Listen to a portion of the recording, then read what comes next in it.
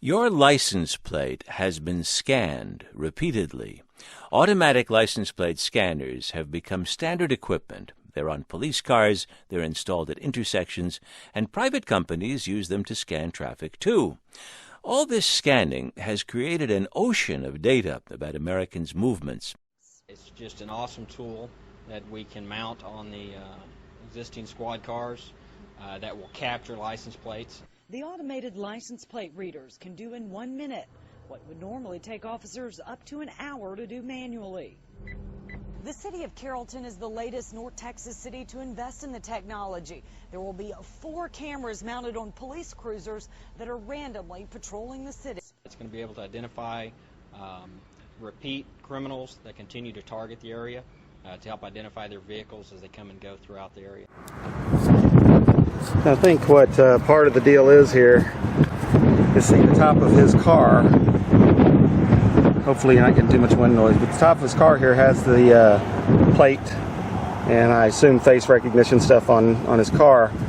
And I think that's the reason we catch him with so many pot searches, because he'll see a license plate that maybe somebody might have had an arrest or might have had something or a ticket or suspicion or something like that before, and he finds a reason to pull them over so that he can search their car. It's going to be able to identify repeat criminals that continue to target the area to help identify their vehicles as they come and go throughout the area.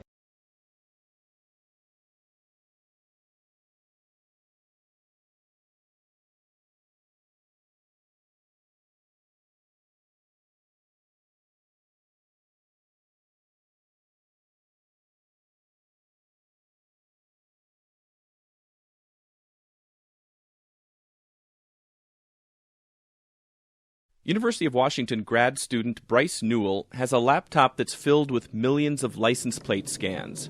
The scans were done by the Seattle Police, and each one locates a specific car in a specific time and place, and it's all searchable. So it looks like we have a couple hits already. You found me. He plugs in my car's license, and up comes evidence of a long-forgotten errand. It looks like we have you here on University Way, and this was at 3:30 in the afternoon. But looking up a single license plate is easy. Newell's a PhD student in surveillance. That's something you can study now. And what really interests him is what happens when you analyze millions of license plate scans at a time. He says with that many scans, you start to see larger patterns. As we mix data between roving systems on these patrol cars and systems mounted on, say, red lights, the law enforcement could get a much better picture of our individual movements and, with enough data, predict where we might be or when we might leave our home or when we might be at home, for instance. That degree of prediction is still just theoretical, but some police agencies have started analyzing their stored plate data.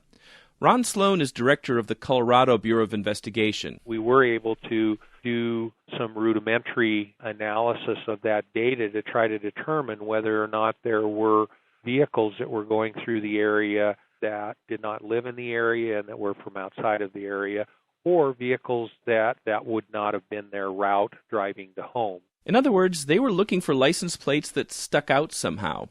Sloan thinks this technique is promising, and he's worried about losing it. Privacy concerns have inspired some states to limit these databases, forcing police to delete records after a period of time.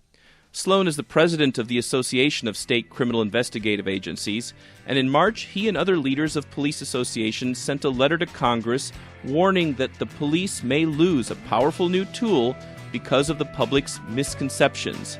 That's their word.